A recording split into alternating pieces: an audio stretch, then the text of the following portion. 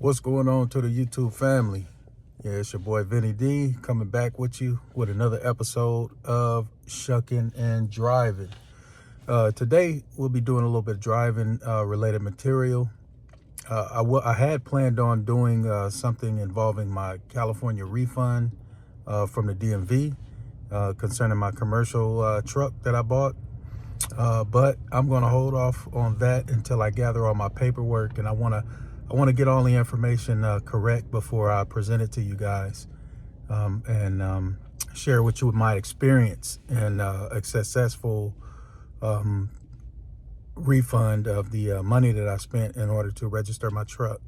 But anyway, what I want to talk about today is a little topic that not many people pay attention to, especially when driving in rideshare. I know, and I see this topic being discussed a lot concerning like commercial drivers in terms of box trucks or cargo vans or even semi trucks, 18-wheelers.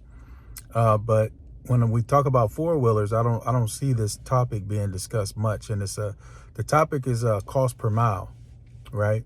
So cost per mile is a very important subject to understand when you're operating a vehicle, especially when you're talking about doing it for business purposes, because it allows you to see how much you can take in terms of the rate that these rideshare companies or even these delivery companies uh, pay you. Okay. You want to see all of this stuff, and you want to line it all up together so that you know what it will be in order for you to make a profit. Okay. So without further ado, we're going to go ahead and click on over to my screen share, and I'm going to show you guys based on the template that I made through Excel about your cost per mile, and then we'll break everything down. Okay. So see you in a minute. Okay, you guys, welcome back. And right now, what you're looking at is my cost per mile worksheet that I have produced on my Excel application. And what this is going to do is it's going to afford us to look at the get a glimpse into what it's going to cost us in order to run this business and also to make a profit. Okay, so basically, you want to do these things. The rule of thumb uh, with dealing with this is you want to look at it from a monthly viewpoint. Okay. So you want to calculate all your calculations based on what you have done in a previous month, and that will allow you to know it. Okay. So in this model, what we're going to do is we're just going to say that we're going to drive about 7,200 miles in the month. Okay. So that's about 1,800 miles a week. Okay. And that's calculating 6 days. I drive 6 days. I don't mess with the Sabbath day. Saturday is a Sabbath to me, so I take that off, okay, and I dedicate that to the Lord. But your other stuff that you want to do is you want to notice to here that you have a fixed cost per mile, and then you also have a variable cost per mile. Now, CPM is cost per mile. That's the acronym, right? So what we're going to do here is we're just going to plug in some arbitrary numbers, just to make it easy. Nothing too hard. So with our car note, we're going to say the car is going to be costing us what, $400 a month. Okay. Insurance, we're going to say about $200 a month, and that's tacked on with your with the rideshare add-on, because that's usually about $30 or so, right around there extra. Uh, so you want to tack that on too. Okay. Cell phone, you want I got two cell phones. It runs me about 160 a month. But what I do is I chop that in half because one is dedicated to the business. So that's going to be $80 per month. Okay. And what you see here is you see these numbers popping up on the side where the money sign is, and it says 6 cent, 3 cents, 1 cent. Now, all of this is in relation to the miles that I drive per month.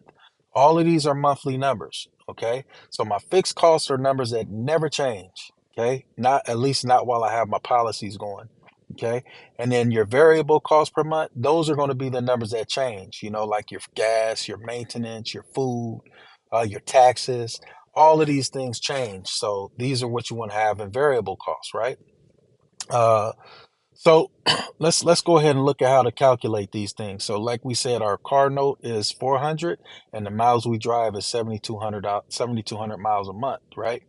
So what we're going to do is we're going to take that 400 for the car note and then we're going to divide that by 7,200, and then that gives us this number, 50.555 cents, right? But what that means is, all you're going to round that number to the nearest hundredth, okay? So that's going to be come 0.06, and that's what you see on the spreadsheet there, okay? What about the insurance? The insurance is $200 a month, right?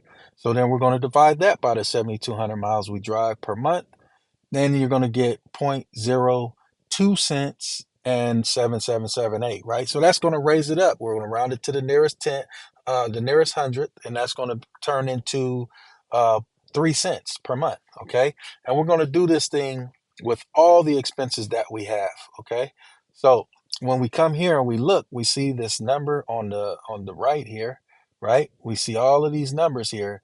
Those represent the cost per mile, the fixed cost per mile that it's going to run you to move your car wheels every mile. This is exactly what it's going to cost you. Okay. Or very close. Okay. So then the next thing we're going to do is we're going to come to the gas, right? So let's say that I spend about $200 a day, and let's say I drive about 200 miles a day. Okay. So if I drive 200 miles a day, let's do a calculation. This is how you calculate your gas costs. So if I drive 200 miles a day, I divide that by the miles per gallon that my car gets, right? My car gets probably in the roughly city and highway. I get about 24. I got a Camry, love it, wouldn't trade it for the world. Okay. But anyway, 24 gallons, okay, that equals about 8.33 uh, um, 24 miles per gallon. That equals about 8.33 gallons that I'm going to use in gas. So I'm going to multiply this by the average cost that I spend. Now I'm in California. We pay a high gas price. So I can find it around 360, 350 something. That's the lowest, but the highest I pay is about $4. So I'm going to say about 380. Just do something right around in the middle, you know. So we're going to say we're going to multiply that by $3.80, and that's going to give us about $31.60. So let's just round it up to 32, just to make math easy.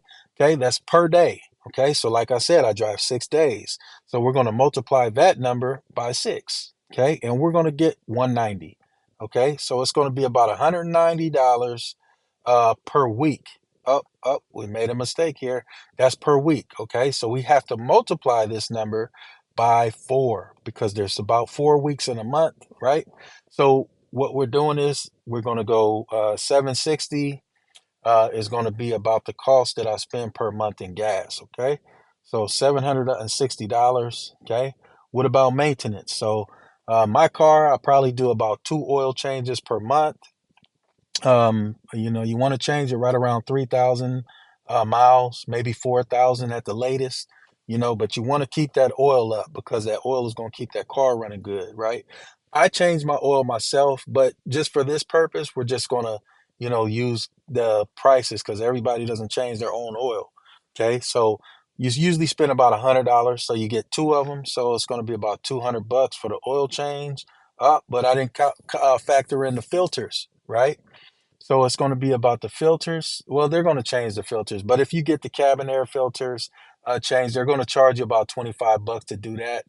It's a lot cheaper to do it yourself. It's very easy. Look on YouTube and it'll show you how to do it. But anyway, just for this purpose of this video, we're going to say about 25. You want to change that each time you change your oil, or every other time you change your oil, right? So uh, every two oil changes, you want to change your filters. Okay, so your cabin air filter and then the filter that goes under your engine. Okay, so with that, that's going to be about 25 for the one in the engine, and then the one that goes inside your cabin is going to be about $20. So that's about $45. So $245 for the maintenance.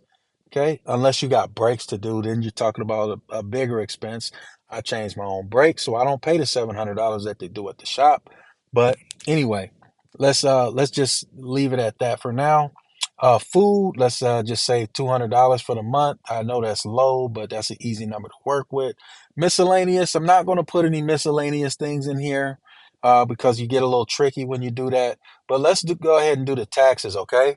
So let's say that on average, we make about $1 a mile on our trips, okay? That's dealing with Uber and Lyft, okay? Now, in your state, that changes. I'm in California, so it's roughly around $1 a mile, okay? I was in Houston. If the average changed drastically, they want to pay you like 60, 70 cents a mile, so, and that was cherry picking, so you really have to just base it on the market that you're in. Okay. Mine is about, $1 a mile. Okay. So if I drive 7,200 miles, then I'm obviously it's going to be about $7,200 a mile, right? So then we're going to have to spend our taxes. So what would taxes be? Taxes will be about 30%. Okay. It's probably going to be less than that. It's usually around 25 or something like that in that area, but I say 30% just to be safe that I'm not going under. Okay. So 30% of 7,200, let's go ahead and do this math. Okay, so we do 7,200 oops, I'm sorry. Times. So we got 7,200 times 30%. Okay. And then that's 2160. Okay. So 2160 you're going to want to put away for your taxes. All right. Now, like I said, you're not going to be paying this amount because you got all the write-offs and stuff. You got 60 cents per mile on your write-off, but this is just going to be the number that you're going to put away just in case, right? And also it's going to act like a savings, right? Because you're going to be saving this money, and whatever you don't spend in taxes, guess what? It's going to go back in your pocket, which means more money, more money, more money, you know? So more money is good money. Okay. So with all that said, let's go ahead and look at the total cost per mile. Okay. So what we're going to do is we're going to add the variable cost per mile to the fixed cost per mile. Okay. And that's going to equal this number right here, 56 cents per mile. Okay. So that means that everything on top is what you're going to have in your pocket to pay whatever type of bills you need to pay and save whatever type of bills, whatever type of money you need to save in order to do these things. Okay. So just remember when you make these sheets and dealing with your cost per mile, all right, what you want to do is you want to you want to hold off on putting your personal expenses inside of this worksheet. Okay. The only thing that you want to calculate is your business cost per mile. All right. And you can pretty much, most of the times you can write all this stuff up, but I'm not a tax professional. So I would say get tax professional help when you're dealing with your taxes. It's always good because they can get you the best deductions, and they can also get, uh, everything that you might miss when you're doing your own taxes. Right. And you definitely want to get you a ride share and a delivery share um, tax professional, because you don't want to get somebody who doesn't have any experience doing these things, because number one, it's going to take them longer. They're probably going to mess up on some things because they're not used to doing this. But you want to get whatever field you're working in, that's the specific type of tax person that you want to get for that. All right. But all in all, you see our total cost per mile is 56 cents. So if I'm running at $1 a mile, then I'm making a profit. Okay. That's the profit that I get. And then I'll have to decide based on my personal expenses if $1 a mile is good for me or not. But other than that, you guys, that's the video. Hopefully I edify somebody. you know I know this stuff helped me out a whole lot because it helped me build my model a little bit better. But anyway, with that being said, you guys have a blessed day, and I'll catch up with y'all on the next one. Peace.